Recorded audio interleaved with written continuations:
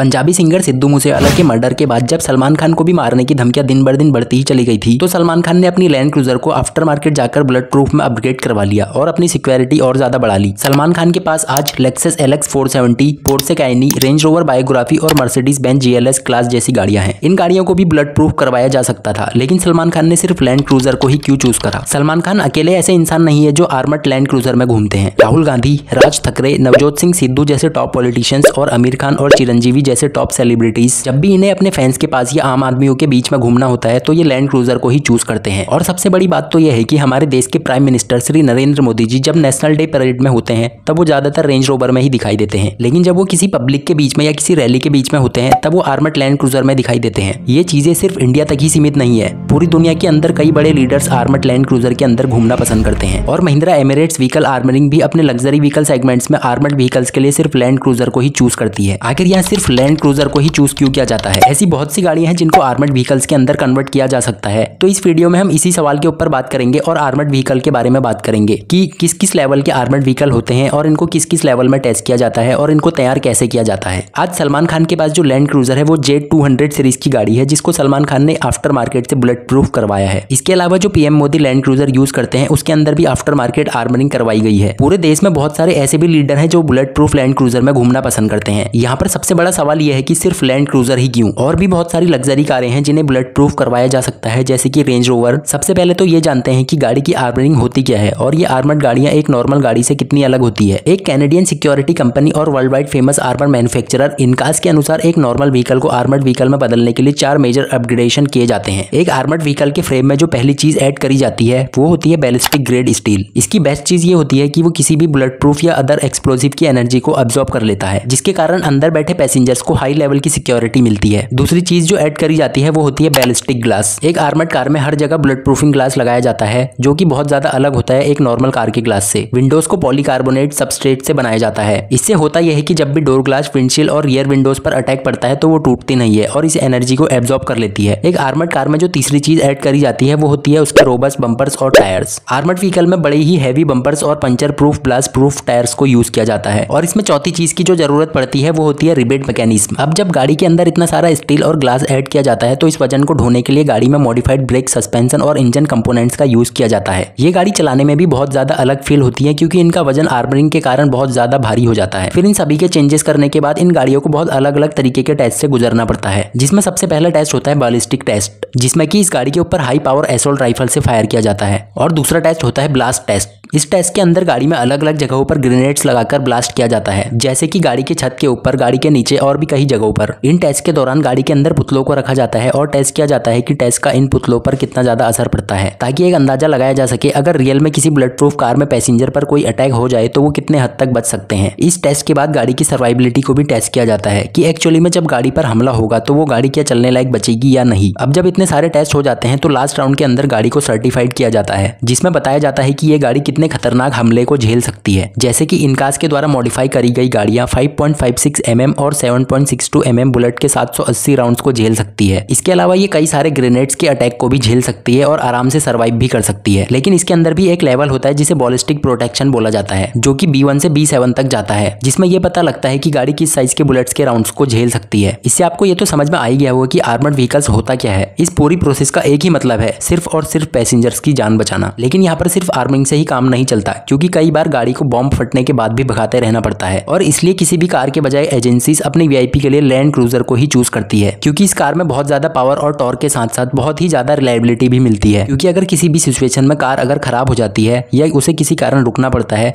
तो ये उस गाड़ी में बैठे VIP के लिए बहुत प्रॉब्लम की बात हो सकती है। और यहीं पर लैंड क्रूजर काम आती है, क्योंकि वो बहुत ज्यादा रिलायबल होती है और टोयोटा रिलायबिलिटी के मामले में वैसे भी नंबर 1 है। लेकिन अगर हम बाकी लग्जरी ब्रांड्स को देखें जो ऐसे ही लग्जरी SUVs बनाते हैं जैसे कि लैंड रोवर, तो ये गाड़ियां रिलायबिलिटी के मामले में बहुत पीछे आ जाती हैं और लैंड क्रूजर दुनिया की सबसे ज्यादा रिलायबल कार मानी जाती है। लैंड क्रूजर इतनी रिलायबल कार है कि इस गाड़ी की रीसेल वैल्यू 1 से 1.5 लाख किलोमीटर तक चला लेने के बाद भी ये गाड़ी 1 से 1.5 करोड़ में आराम से बिक जाती है। और आज लैंड क्रूजर की डिमांड इतनी ज्यादा है कि इसका वेटिंग पीरियड 4 साल तक जा चुका है पूरी दुनिया के अंदर। और एक यही सारे कारण है कि PM मोदी और other top politicians land cruiser के अंदर ट्रैवल करना बहुत ज्यादा पसंद करते हैं। पर PM की गाड़ी चूज करने की जिम्मेदारी SPG की होती है और SPG ने ही PM मोदी के लिए इस गाड़ी को कैपेबल माना है। अब तो आप ये समझ ही गए होंगे कि लैंड क्रूजर कितनी ज्यादा कैपेबल कार है। अगर आपको मेरी ये वीडियो एंटरटेनमेंट, नॉलेजेबल और थोड़ी भी हेल्पफुल लगी हो तो प्लीज वीडियो को लाइक और चैनल को सब्सक्राइब जरूर कर देना।